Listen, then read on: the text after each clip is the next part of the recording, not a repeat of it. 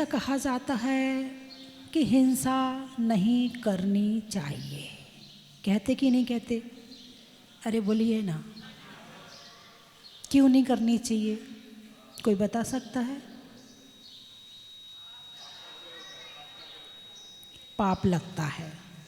पाप लगता है तो क्या होता है? कर्म बंद होता है। कर्म बंद होता है तो क्या होता है? दुर्गति मिलती। दुर्गति किसे कहते हैं? हैं? जिसमें बहुत कष्ट होते उसे दुर्गति कहते हैं। तो कष्टों से डरते हो क्या? अब घूम के वहीं वापस आ रही हूँ, कष्टों से डरते हो क्या? डरते हो क्या? तो हिंसा क्यों नहीं करते? हिंसा क्यों नहीं करते? हिंसा करेंगे तो दूसरों को कष्ट होगा, दूसरों को कष्ट होगा तो पाप लगेगा, पाप लगेगा तो दुर्गति में जाएंगे, दुर्गति में जाएंगे तो हमें कष्ट होगा, तो हमें कष्ट ना हो इसलिए हिंसा नहीं करते।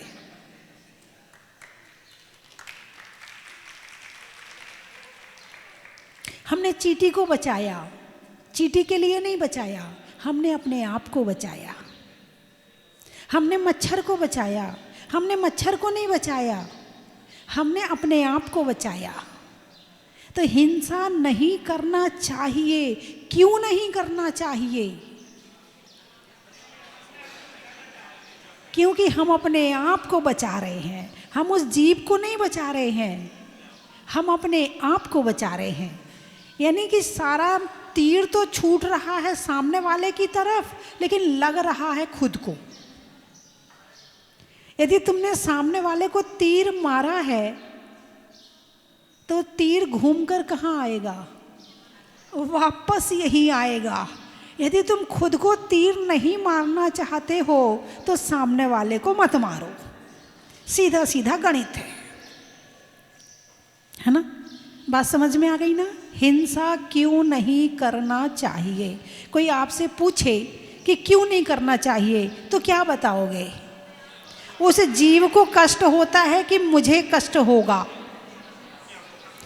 मुझे कष्ट होगा इसलिए हमें हिंसा नहीं करनी है। और हिंसा तो होती है। रसोई बना रहे हो, हिंसा हो रही है। पानी छान रहे हो, हिंसा हो रही है। व्यापार करते हो, हिंसा हो रही है। कितने तरह की हिंसा होती है? 2 तरह की हिंसा होती है, द्रव्य हिंसा और भाव हिंसा। द्रव्य हिंसा किसे कहते हैं? जीवों को मारना, ये द्रव्य हिंसा है। कौन सी हिंसा है? द्रव्य हिंसा है। और आत्मा का पर पदार्थों से जुड़ना, ये भाव हिंसा है। तो तुम कौन सी हिंसा छोड़ सकते हो? छोड़ने योग्य कौन सी है? छोड़ने योग्य तो दोनों है। ठीक है? अच्छा, यदि कहीं पर खुद को बचाने की और सामने वाले को बचाने का नंबर आए कि भाई 2 में से तुम एक ही जिंदा रह सकते हो, या तो तुम इसको मार दो और नहीं तो ये तुम्हें मार देगा, जिंदा एक ही रहेगा, तो क्या करोगे? एक बार की बात है कि एक राजा ने अपने पुत्रों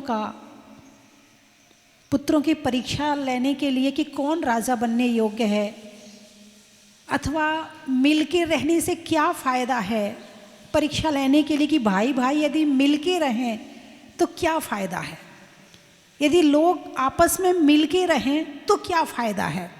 इसके लिए ब्राह्मणों का, पुत्रों का, सबका निमंत्रण किया, सबको बिठा दिया, सबकी थाली परोसी गई और अचानक आदेश आया, भोजन प्रारंभ कीजिए, पर रुकिए, जब आप भोजन करेंगे तो आपकी कोहनी मुड़नी नहीं चाहिए। क्या? आपकी कोहनी मुड़नी नहीं चाहिए। और कोहनी मोड़े बिना ग्रास मुंह में जा ही नहीं सकता है। बड़ी आफत आ गई, ये क्या मतलब हुआ? ये तो राजा हमें परेशान करना चाहता है। सामने तो थाली रखवा दी, सामने तो व्यंजन रखवा दिए और कह रहा कोहनी मत मोड़ो। तो कैसे खाएंगे यदि कोहनी नहीं मोड़ेंगे? तो ये तो हमारा तो अपमान कर रहा है ये राजा। तो एक ब्राह्मण के मन में आया, यदि सामने वाले को खिलाएंगे तो कोहनी नहीं मुड़ेगी और उसका पेट भी भर जाएगा। हाँ, ऐसा कर सकता, चल मेरा पेट भरे ना भरे इसका तो भर दूं। उसने ग्रास उठाया अपनी थाली का और सामने वाले को खिला दिया। तो सामने वाले ने सोचा, जब ये मुझे खिला रहा है तो मैं भी इसको खिला दूं, है ना? तो सामने वाले ने ग्रास उठाया और उसको खिला दिया। जब सारों ने देखा कि एक दूसरे को खिला रहे और कोहनी भी नहीं मुड़ रही है, तो पेट भर गया और काम हो गया।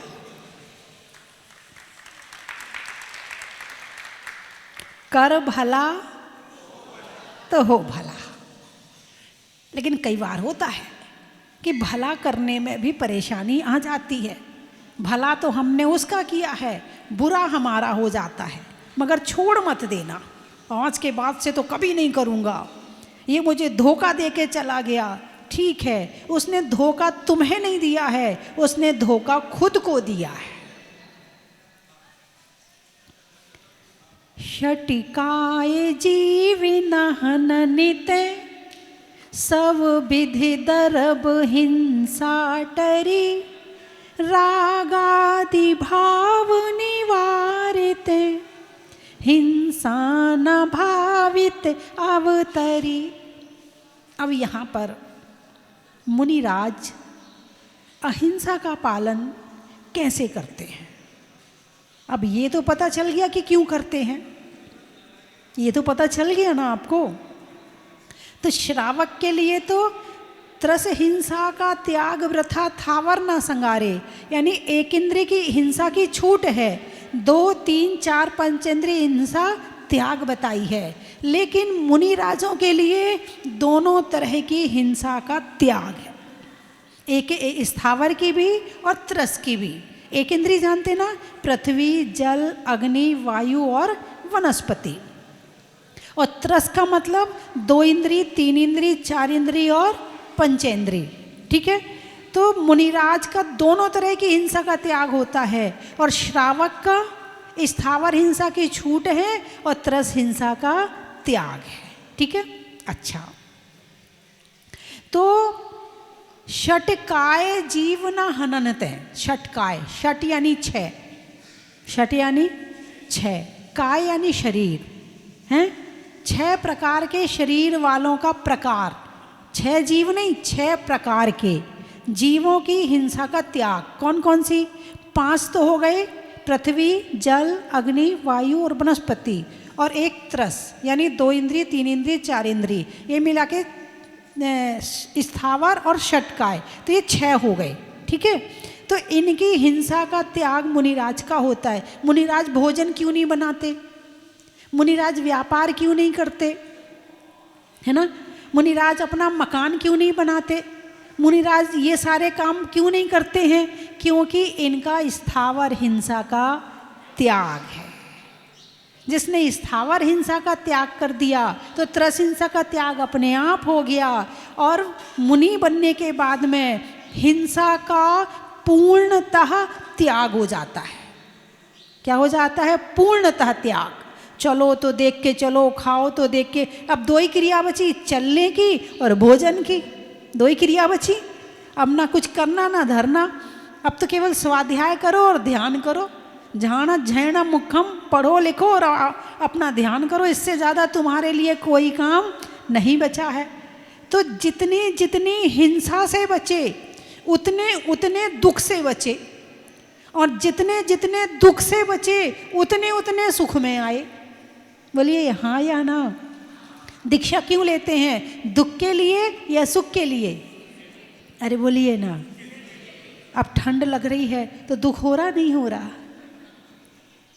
ठंड के दिन है, अब आप तो देखो, एक बनियान पहनी, फिर अंदर इनर पहनी, फिर ऊपर शर्ट पहनी, फिर ऊपर एक और बनियान पहनी, फिर कोट पहना है, इतने कपड़े पहने हो ना, और ऊपर से फिर और ठंड लग रही हो तो ये ऊपर वाला पहन लिया, फिर और लग रही हो तो शॉल और ओढ़ ली, यही है ना। अब मुनिराज ने तो त्याग कर दिया, तो क्या उन्हें दुख नहीं हो रहा, क्या उन्हें कष्ट नहीं हो रहा? बोलिए ना, हो रहा है या नहीं हो रहा है? दुख कब होता है?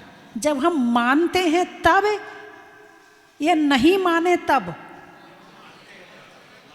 दुख मानने की चीज है या होने की चीज है? बड़ी गहरी बात कह रही है, यदि कोई समझ सके तो समझ लेना।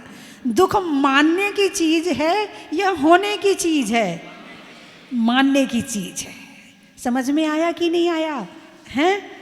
यदि आपके पास बनियान नहीं है, कोट नहीं है, घर वालों से लड़ोगे, झगड़ोगे, इतनी ठंड पड़ रही है, एक बनियान नहीं दिलवा सकते हो, तुम नई रजाई नहीं ला सकते हो, तुम शॉल नहीं दिलवा सकते हो, इतनी ठंड पड़ रही, मर जाएं क्या?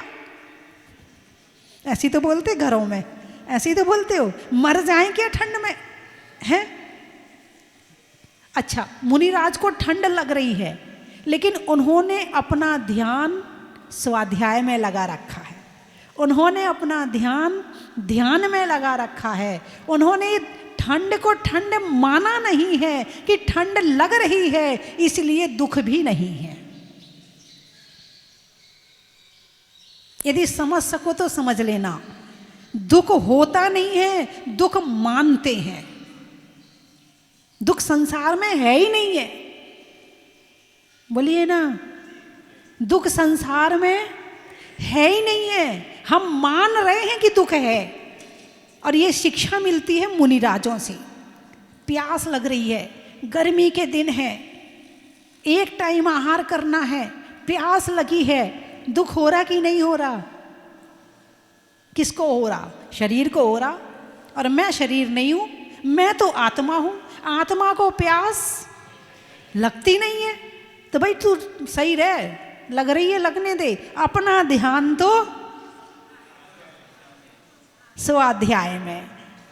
तो क्रोध करने में सबसे पहले इंसान खुद को सताता है। किसको सताता है?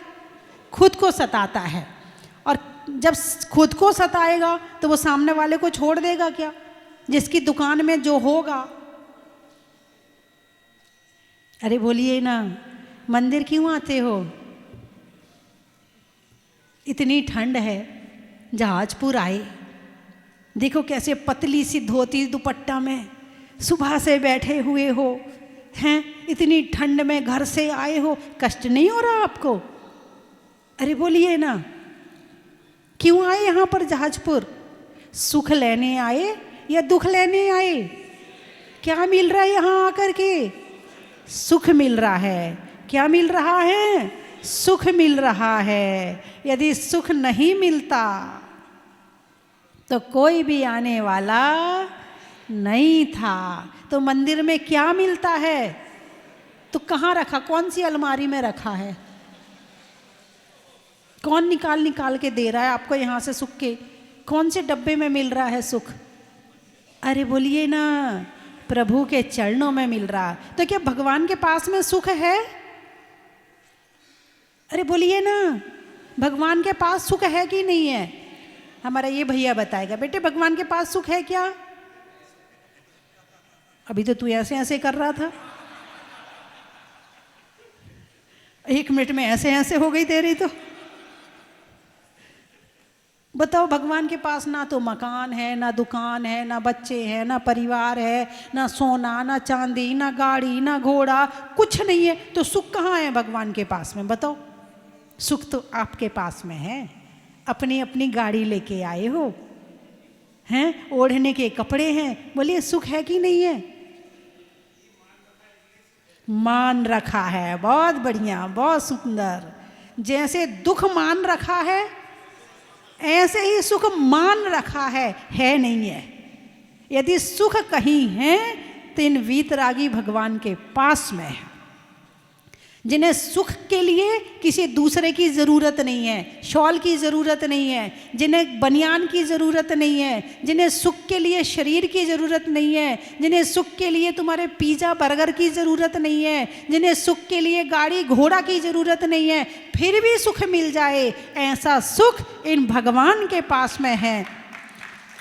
इसीलिए इस अनंत सुख की दुकान से हम थोड़ा सा सुख लेने के लिए रोज रोज मंदिर आते हैं कि प्रभु जैसे तुम सुखी हुए हो ऐसे हम भी सुखी हो जाएं। जिसकी दुकान में जो मिलता है वही तो देगा। सारा संसार एक दूसरे को क्या दे रहा है?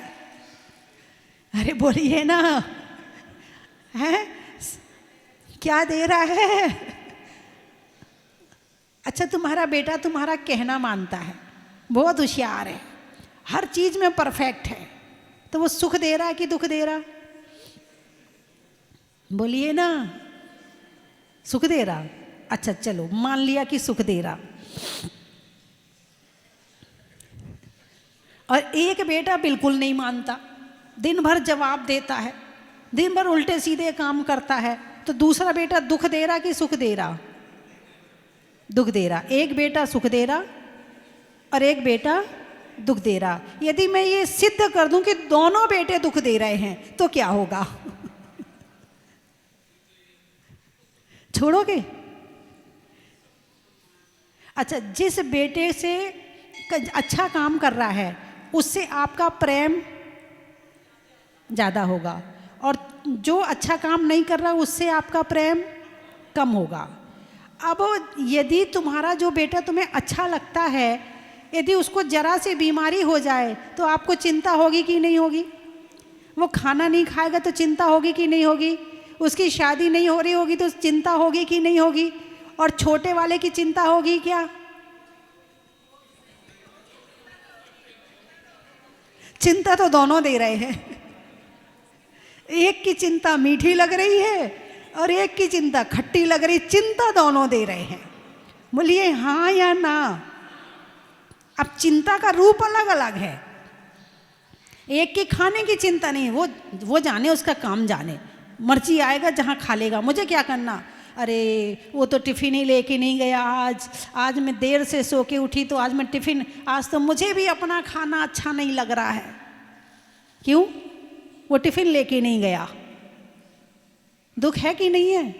आपने इसको दुख नहीं माना, आपने, यानी दुख तो दोनों दे रहे हैं, लेकिन आप एक को सुख मान रहे हो और एक को दुख मान रहे हो। भगवान यही कहते हैं कि दोनों प्रकार के दुख ही हैं, और जो इसको सुख मान रहा है, जो सुख मान लेता है, वो इस संसार से निकल नहीं पाता है, वो इस मोह और राग को छोड़ नहीं पाता है, और जो दुख मान लेता है वो इसको छोड़ने का प्रयास करता है। इसीलिए राग हिंसा है, द्वेष क्या? राग भी हिंसा है, द्वेष भी हिंसा है, क्योंकि राग में भी मन मेरे पास नहीं है, उसके पास है, और द्वेष में भी मन मेरे पास नहीं है, उसके पास है। एक के राग में पूजा में मन नहीं लग रहा, वो आज टिफिन नहीं ले गया, वो आज टिफिन नहीं ले गया, और उसका ऐसा काम नहीं हो रहा, उसके सिलेक्शन नहीं हो रहा, उसका ये नहीं, मन नहीं लग रहा। और एक ने द्वेष दिया है, वो ऐसा करता, वो ऐसा करता, ऐसा करता, तो पूजा में मन नहीं लग रहा। बोलिए हाँ या ना? तो दोनों हिंसा हुई कि नहीं हुई? दोनों टेंशन हुई कि नहीं हुई? अब टेंशन तो दोनों ही है, प्रकार अलग अलग है। इसलिए राग और द्वेष दोनों को हिंसा की श्रेणी में रखा गया है। भले वो आपकी दृष्टि में राग अच्छा है और द्वेष खराब है, भले आप कर लो, लेकिन जब एक स्थिति से ऊपर उठते हैं और वीत रागता में आते हैं तो राग और द्वेष को बराबर किया जाता है। जैसे सोना और चांदी बराबर है या छोटे बड़े हैं? अरे बोलिए ना, छोटे बड़े हैं। कैसे हैं? छोटे बड़े हैं ना। अच्छा, सोना महंगा है, चांदी सस्ती है, ठीक है। अब मान लो एक सोने की चेन कोई खींच के गले से ले जाए, टेंशन कितनी होगी? और चांदी की चैन लेके जाए तो टेंशन कम होगी ना।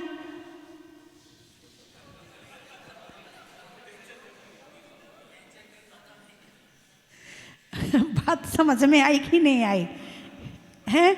आपने सोने को ज्यादा मान लिया है। अब मुनिराज हैं, अब सोना चाहे 1 लाख हो जाए चाहे 50 लाख हो जाए, यदि आपके घर में सोना 1 किलो रखा है और वो सोने का भाव बढ़ गया तो आपको खुशी होगी?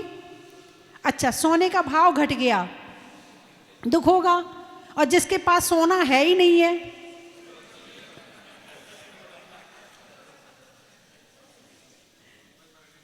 कोई फर्क नहीं पड़ता। तो सोने की जरूरत क्या है?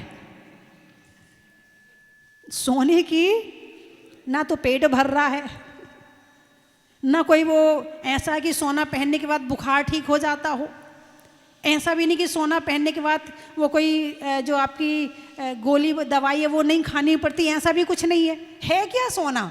क्या कीमत है सोने की? बताओ मुझे। कोई कीमत नहीं है, तुमने मान रखी है। क्या सोने की कीमत मान? कपड़ा तो फिर भी पहनने के काम आ रहा, ठंड जा रही है। सोना तो इतना काम का भी नहीं कि तुम्हारी ठंड भगा दे। एक व्यक्ति को सोने का हार पहना दो और 100 रुपए का कपड़ा मत दो, भाई अकेले हार पहन ले, क्या होगा? सोना तो इतने काम का भी नहीं है, बोलिए ना। है एक व्यक्ति से कहो कि 1 साल तक भोजन नहीं मिलेगा, 1 साल के भोजन का खर्चा मान लो 10 लाख रुपए है, तो एक व्यक्ति को 10 लाख रुपए, 10 लाख का सोना दे दो और कहना तुझे 1 साल खाना नहीं मिलेगा। सोना तो इतने काम का भी नहीं है, लेकिन मान रखा है। क्या है? मान रखा है। और इस मानने में जैसे उसके रेट ऊपर नीचे होते हैं, भाव ऊपर नीचे होते हैं, ऐसे तुम्हारे भाव ऊपर नीचे होते हैं। और जैसे तुम्हारे भाव ऊपर नीचे होते हैं, ऐसे तुम्हारा बीपी भी ऊपर नीचे होता है। और ये बीपी नहीं ऊपर नीचे होता है तो बीमारी होती है। और जब सोना होगा ही नहीं,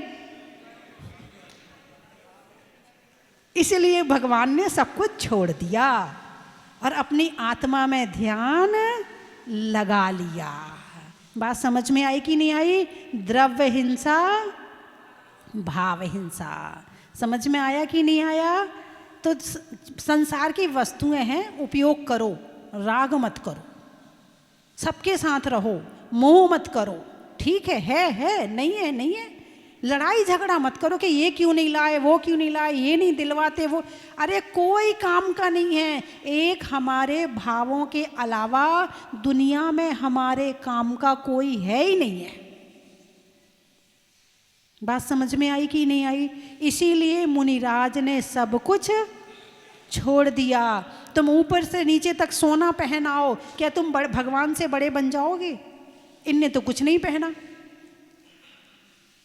तो ये सब अभिमान का कारण है, ये सारी चीज़ें कषाय का कारण है, ये सारी चीज़ें हिंसा का कारण है।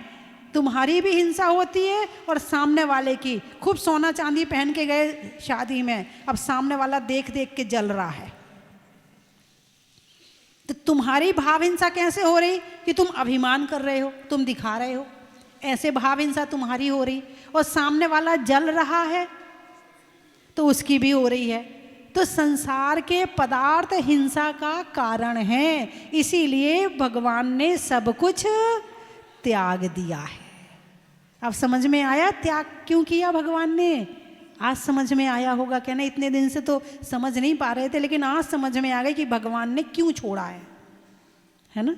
चलिए, अच्छी बात है। आप लोग बहुत अच्छे लोग आए हैं, आपको बड़ी जल्दी और बहुत अच्छे से समझ में आ गई सारी बात। टीचर बढ़िया है। अरे नहीं, भगवान बढ़िया है। जब भगवान का ज्ञान बढ़िया है, मैं तो केवल डाकिया का काम कर रही हूँ, उनसे लिया और आपको दे दिया। मेरे पास कुछ नहीं है, मैं तो उन्हीं से लेती हूँ और आपको दे देती हूँ, है ना? ज्ञान किसका हुआ? भगवान का।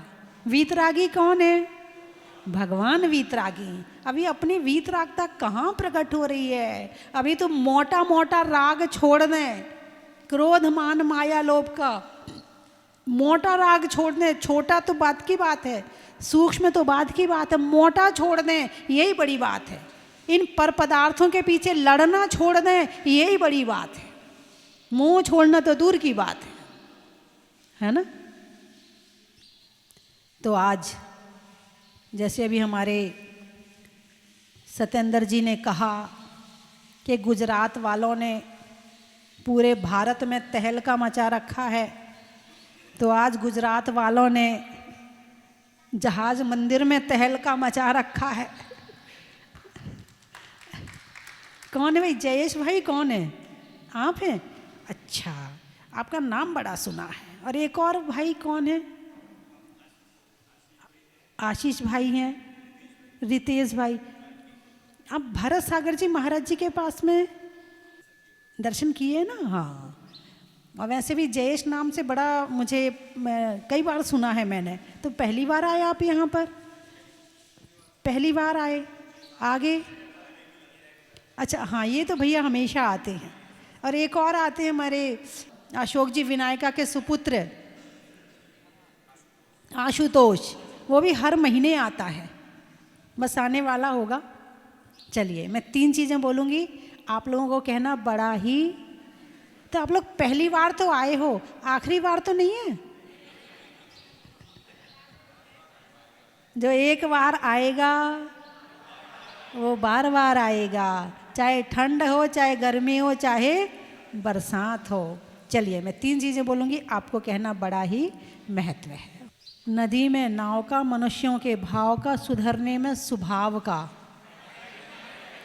जंगल में नाग का, शहरों में बाघ का, और करने में राग के त्याग का बड़ा ही महत्व है।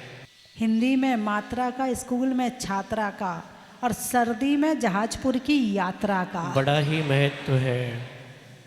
आत्मा में एक का, मनुष्यों में नेक का, करने में भगवान के अभिषेक का बड़ा ही महत्व है। आकाश में तारा का, लगाने में नारा का, और करने में भगवान की शांति धारा का बड़ा ही महत्व है। प्रभु की मूरत का, मनुष्यों की जरूरत का, और आने वालों में सूरत का बड़ा ही महत्व है। गाने में सुर का, नृत्य में नूपुर का, आने वालों में जयपुर का बड़ा ही महत्व है। और कहाँ से आए हैं? इंदौर से। आम की बौर का, नेता में दौर का, और आने वालों में इंदौर का बड़ा ही महत्व है। उदयपुर। पशुओं में खुर का, गाने में सुर का, और आने वालों में उदयपुर का बड़ा ही महत्व है। कोटा। रसोई में पटा का, सावन की घटा का, और आने वालों में कोटा का बड़ा ही महत्व है। मंदसौर। आम की बौर का, अंगली में पौर का, और आने वालों में मंदसौर का बड़ा ही महत्व है। आगरा। सतियों में अनंग सरा का, रहने में धरा का, और आने वालों में आगरा का बड़ा ही महत्व है। दिल्ली। त्रियंचों में बिल्ली का, डंडा में गिल्ली का, और आने वालों में दिल्ली का बड़ा ही महत्व है। खेत में खाद का, भोजन में सलाद का, और आने वालों में अहमदाबाद का बड़ा ही महत्व है। कोलारस। अच्छा हाँ, बैठे कोलारस वाले। हाँ, बच्चे भी आ गए आज तो। घूमने के लिए बस का, 10 लक्षण के 10 का, और आने वालों में कोलारस का बड़ा ही महत्व है। मुंबई। महीनों में मई का, रजाई में रुई का, और आने वालों में मुंबई का बड़ा ही महत्व है। भोपाल। अच्छा, पूछने में हाल का, गर्मी में रुमाल का, शहरों में ताल का, खिड़की में जाल का, सेठों में माल का, माँ के लाल का, नहीं आने में काल का, और आने वालों में भोपाल का बड़ा ही महत्व है।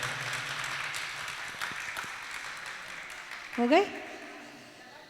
जबलपुर। रिश्तों में ससुर का, देवों में असुर का, आने वालों में जबलपुर का बड़ा ही महत्व है। वृक्षों में बड़ का, बड़ की जड़ का, और आने वालों में प्रतापगढ़ का बड़ा ही महत्व है। बेंगलोर। जंगल में मोर का, बच्चों के शोर का, और आने वालों में बेंगलोर का बड़ा ही महत्व है। कुंडलपुर राजस्थान, डूंगरपुर राजस्थान। अच्छा, आप राजस्थान से आई हो। अच्छा,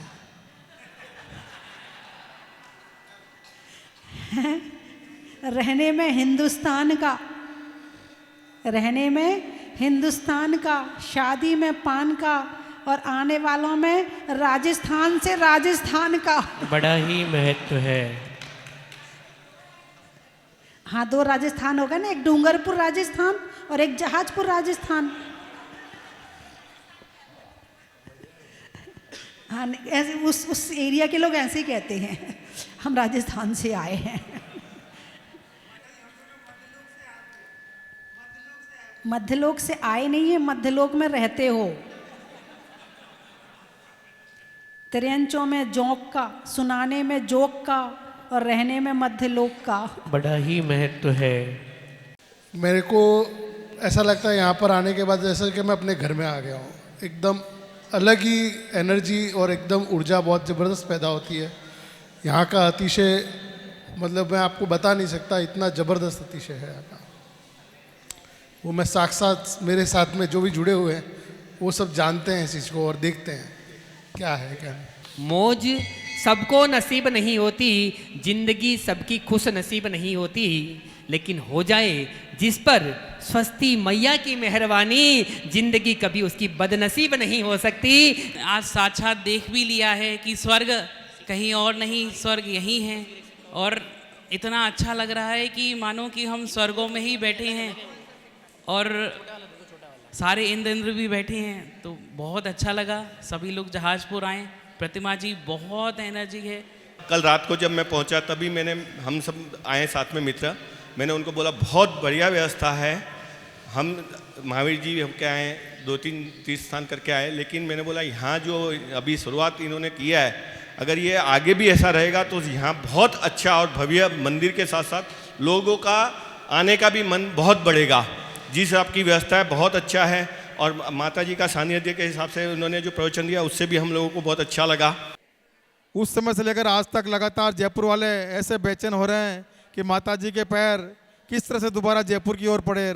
और आज इसी कड़ी में हम सभी जयपुर वासी यहाँ पर माता जी के चरणों में आए हैं और माता जी से यही अनुरोध करते हैं कि माता जी हमको पूरे संघ सहित पधार कर पूरा आशीर्वाद प्रदान करें। पूरे जयपुर वासी आपकी प्रतीक्षा में, आपके इंतज़ार में बैठे हुए हैं। काफ़ी काम आपने जयपुर में करवाए हैं। जयपुर की एक एक कॉलोनी, एक एक घर में ऐसा नहीं है जहाँ स्वस्ति भूषण माता जी का रोज़ाना डेली शाम को 5:40 पर जब भारत चैनल पर आपका प्रवचन आता है, सारे घर वाले सब काम छोड़ करके उस टीवी चैनल के सामने ही बैठ जाते हैं और साक्षात ऐसा लगता है कि माता जी साक्षात विराजमान है और हम सभी को बैठकर आशीर्वाद दे रही है। तो हम सभी का यही निवेदन है कि माता जी जिस तरह से आप यहाँ पर स्वस्ति धाम में अपनी अमृतवाणी बरसा रही है, शीघ्रातिशीघ्र हम जयपुर वासियों के ऊपर भी कृपा दृष्टि बरसाते हैं और आपकी अमृतवाणी बरसाए। तीरथ ये मुनि सुव्रत नाथ भगवान का, मुकुट बन गया पूरे राजस्थान का। डंका बज रहा गुरु माँ स्वस्ति भूषण का, हर कोई दीवाना स्वस्ति धाम का। तीरथ ये मुनि सुव्रत नाथ भगवान का, मुकुट बन गया पूरे राजस्थान का। बंधुओं, स्वस्ति धाम जहाजपुर अतिशय क्षेत्र आज पूरे विश्व की अनुपम, अलौकिक, अद्वितीय धरोहर बन चुका है। मैं आपको सादर आमंत्रित करता हूँ वर्ष 2025 की पहली सुबह अपने दिन की शुरुआत करें, नए वर्ष का आगाज करें जहाजपुर वाले बड़े बाबा के मस्तक पर अभिषेक करके, शांति धारा करके। पूज्य गुरु माँ स्वस्ति भूषण माता जी का सत्संग पावन सानिध्य 1 जनवरी 2025 बड़े बाबा का महामस्तकाभिषेक 108 कलशों से रिद्धि मंत्रों के साथ में विशेष शांति धारा। मैं तो चाहता हूँ आप यहाँ पर आए और स्वयं बड़े बाबा का अभिषेक करें, शांति धारा करें अपने जीवन की धारा को बदलने के लिए। यदि आप नहीं आ सकते हैं तो भी आप अपने परिवार की ओर से उस दिन शांति धारा का पुण्यार्जन कर सकते हैं, जिसकी न्योछावर राशि मात्र 2551 रुपये है। 2551वां निर्वाण महोत्सव चल रहा है और वर्ष 2025 का आगाज करें जहाजपुर वाले बाबा के मस्तक पर शांति धारा करवा के मात्र 2551 रुपये में। बंधुओं, 31 दिसंबर की रात्रि को संध्याकालीन महाआरती के बाद में भव्य भजन संध्या यहाँ पर होगी और रात को ठीक 12 बजे नए वर्ष का स्वागत, अभिनंदन और 108 दीपकों से जहाजपुर वाले बाबा की महामंगल में आरती होगी। तो नए वर्ष का स्वागत करना है और 2024 को विदा करना है। जहाजपुर पधारे।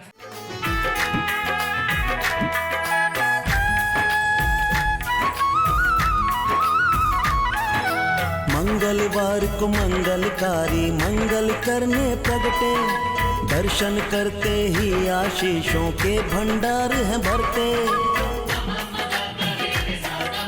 मंगलवार को मंगल का चन की थाल को सजाओ रे आज, रत्नों की थाल को भर लाओ रे आज।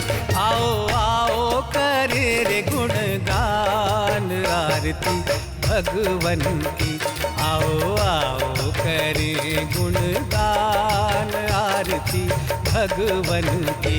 आओ आओ करे रे गुणगान आरती भगवन की।